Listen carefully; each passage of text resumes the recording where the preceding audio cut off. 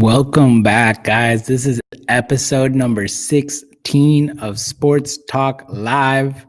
Usually with me, Coach Brian, and Coach Jacob. But like last week, it is just going to be me again. Coach Jacob was unavailable to make it in today. So if you're here watching, I'd love to see some comments get dropped so I have some interaction. I don't feel as alone. It's okay, though. We'll make it through. It's been a crazy week in sports. I mean, the NFL is still going on strong.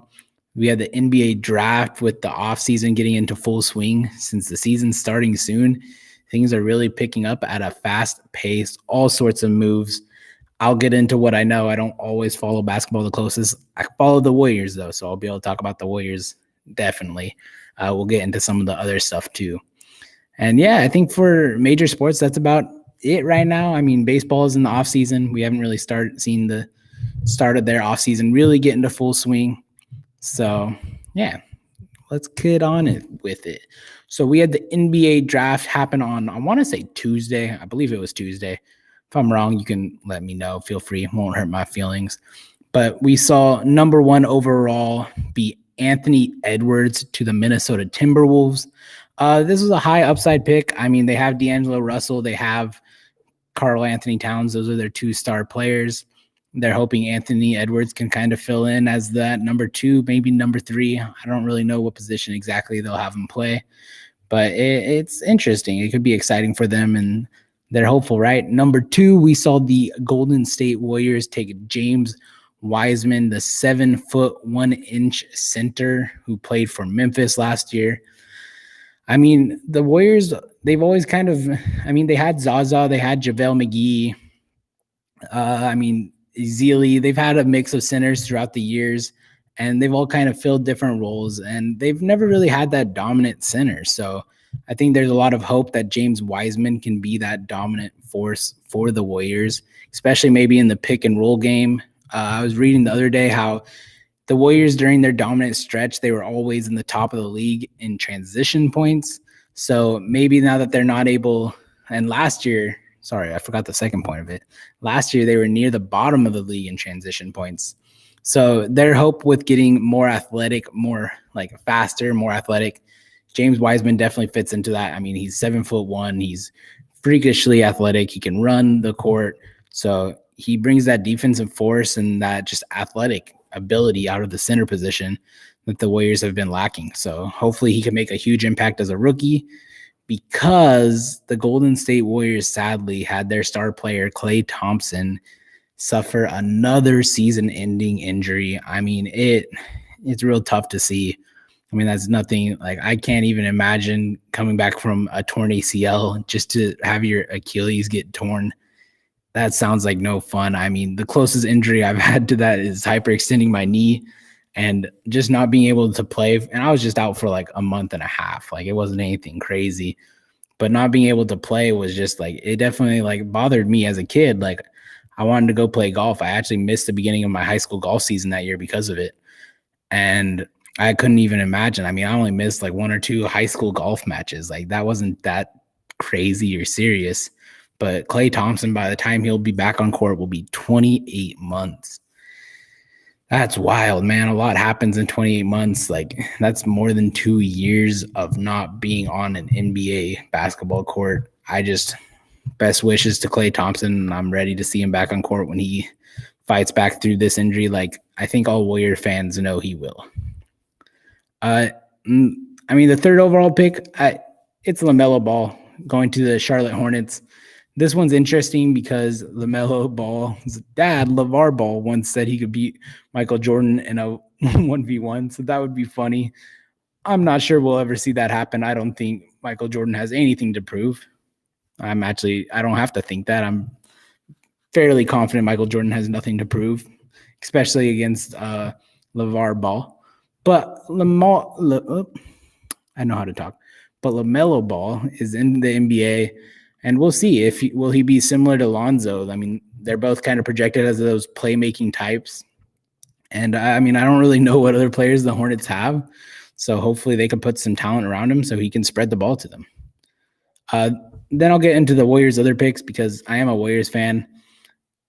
And I don't follow basketball all that closely, so I'm going to get into the Warriors a little bit more than the other teams because the Warriors are the team I follow. So their second round pick was Nicolo, also goes by Nico. And then it's like Manion. I don't quote me on that. I'm very bad at pronouncing names. But he's out of the University of Arizona, second round pick. And I mean, they're excited. He's a shooting guard. So hopefully he could help fill some playing time in that they're going to lose with Klay Thompson. They're going to need some wings to pick up the slack. So we'll see. I mean, I'm hopeful. I'm excited.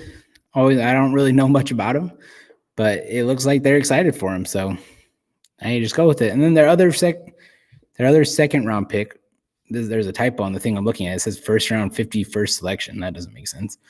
But their other second round pick is actually signed to play in Australia this upcoming season, which means the Warriors maintains his rights.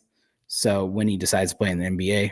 So it'll be interesting what happens on that. We probably won't see him for a while.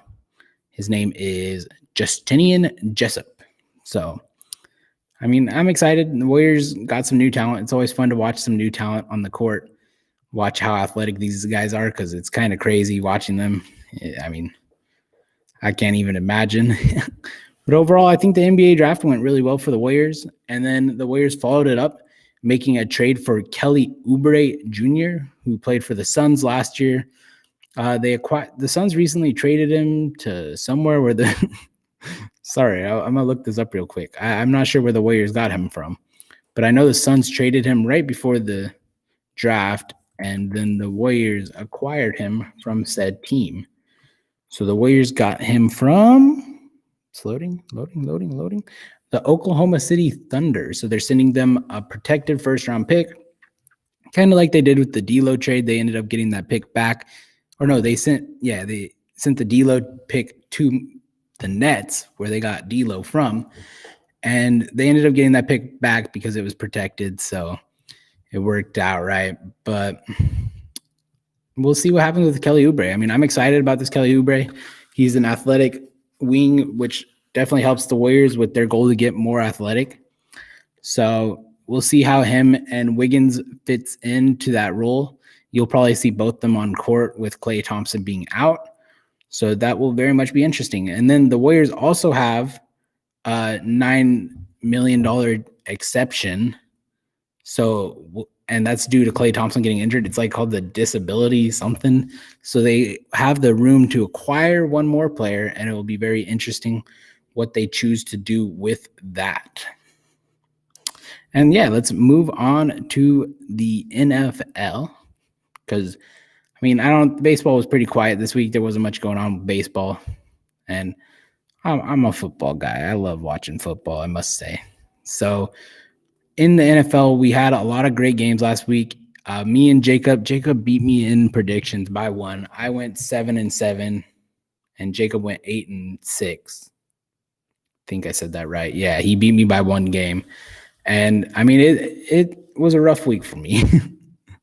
Well, not all my predictions hit like I planned on them, but it happens, right? Move on. I'm one game down for the entire season. I think that is incredibly interesting how we've been so close throughout the entire season. Nobody has really broken away from each other. It's just kind of coming down to week by week. Pretty crazy stuff. And then last night we saw the Seattle Seahawks take on the Arizona Cardinals in a great game. I mean, it wasn't the game I expected. Like, we didn't really see the stars show up, but it was still a solid football game. The Seahawks won by like one score, and it was some really good football that was played. So I'm going to get into this upcoming week. First game is the Pittsburgh Steelers against the Jacksonville Jaguars. I don't think this game's really up to debate. Jacksonville's a one-win team. Pittsburgh's undefeated. Jacksonville has a backup rookie quarterback playing. Pittsburgh has Big Ben and his plethora of receivers and Deontay Johnson, Juju Smith-Schuster, Chase Claypool. They've all looked really, really good this year. And yeah, I think that's all I need to say about that one. Next game is the Detroit Lions versus the Carolina Panthers. The Panthers are out without McCaffrey, and potentially Teddy Bridgewater will not play. So this one's kind of interesting. I mean, I think the Lions is getting Golladay back. but they are also without DeAndre Swift, who came up big for them last week, finally got a starting role, and then got ruled out with a concussion this week. Not what you want to see, but it is what happened. So you just got to roll with it. I'm going to take the Detroit Tigers in this game, though. I'm worried about Teddy Bridgewater's health, and I don't know if PJ Walker and Mike Davis is enough to beat the Detroit Lions, even with AP playing in the backfield. Next up is the New England Patriots versus the Houston Texans.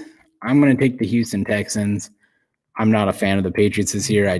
Their defense with all those opt-outs due to COVID does not look the same, and Cam Newton has looked bad. He doesn't look like the Cam Newton we're all used to seeing. So I'm going to go with the Houston Texans with Will Fuller and DeAndre. Oh, I almost said DeAndre Hopkins. He's not on that team. With Deshaun Watson, Will Fuller, and Brandon Cooks. It will be a very interesting game. I know David Johnson's still out, but I think Duke Johnson at this point in their career is just as good as David Johnson.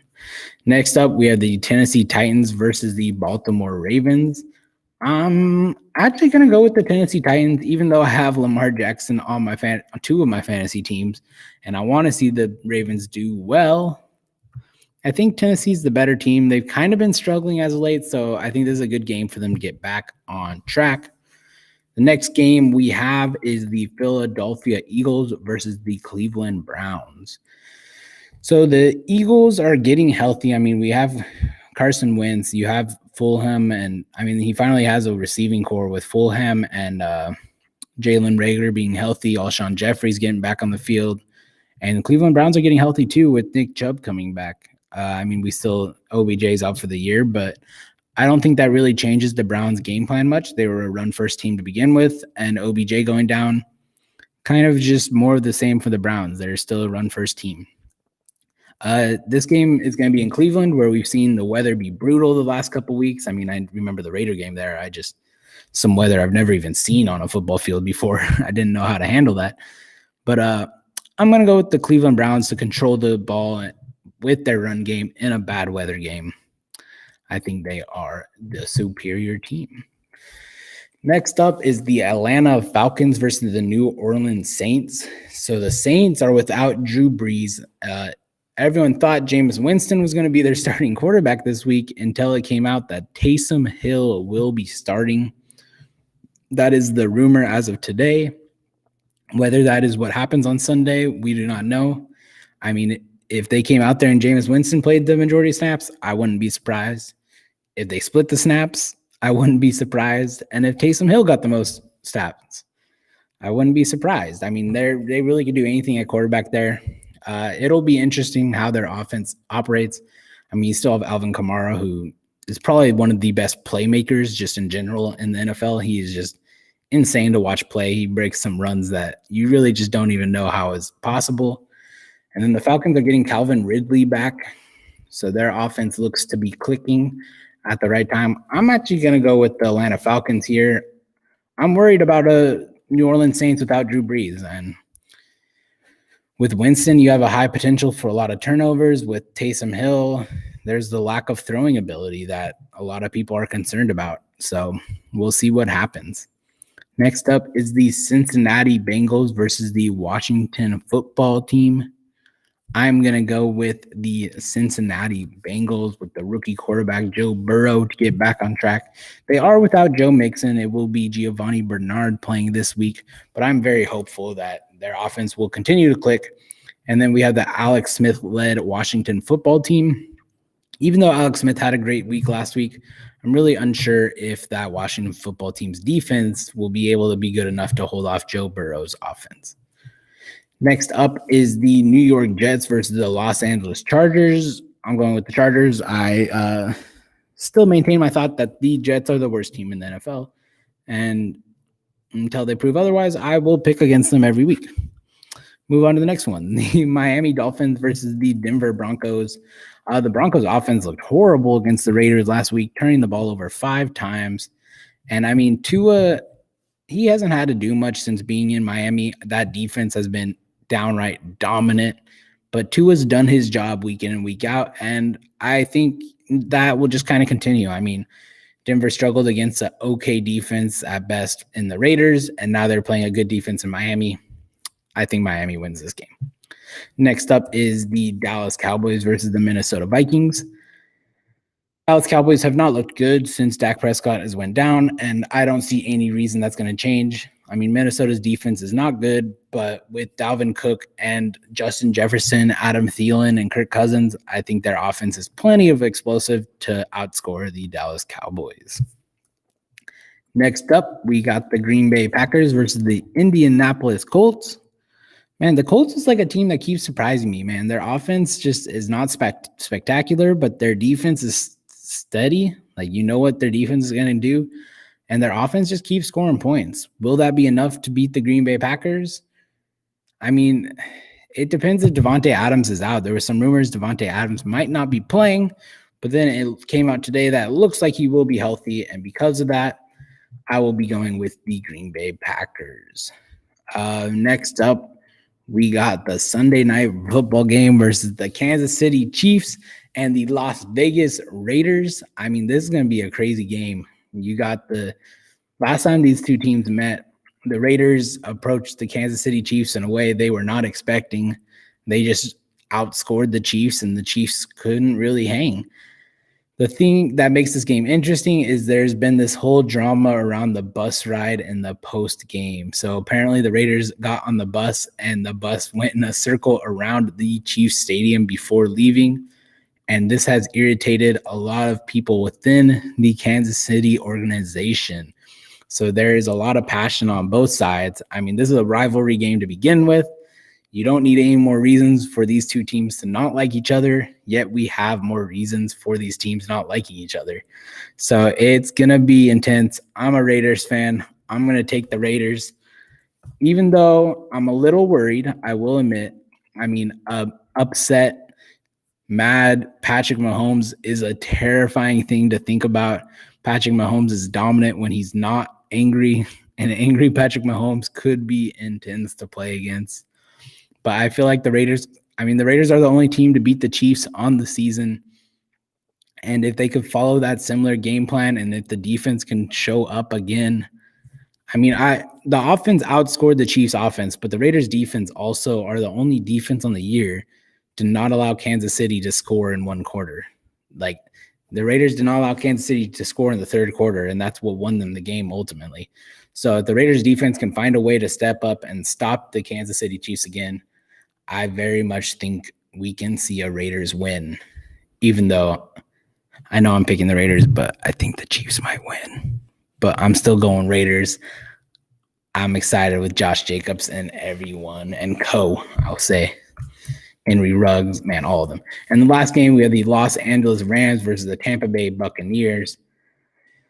I don't know how I feel about the Bucs this year, man. Just when I say they're not good, they show up and win. And when I say they're good, they show up and lose. I feel like I've gotten every Bucs game wrong on the year. It's been very interesting. I'm going to take the Rams here. Having said that, I just have more confidence in them. And yeah, we'll see what happens with that, man.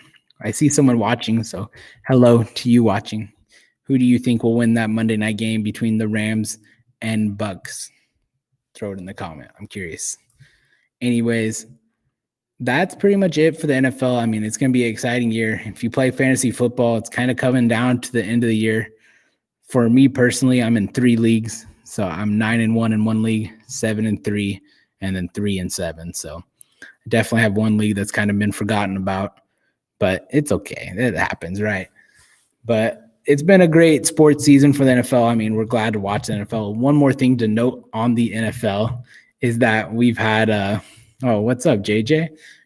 One thing to note about the NFL is they have all gone into strict COVID procedures. So they are wearing masks at all times at the facility. They are doing all meetings from home and all that good stuff, really trying to make sure they get through the rest of the season and finish it out. So I'm excited for that. We had the NBA draft this week, so that was cool. And then MLB should be getting into its offseason very shortly, so there will be a lot of cool things going on in the future. But for now, I will see you guys later. Just as a reminder, there is no Sports Talk Live next week because it is Black Friday, the day after Thanksgiving, we will be taking a week off. And then hopefully Jacob will be back with me the next upcoming week. Other than that, I will see you guys later.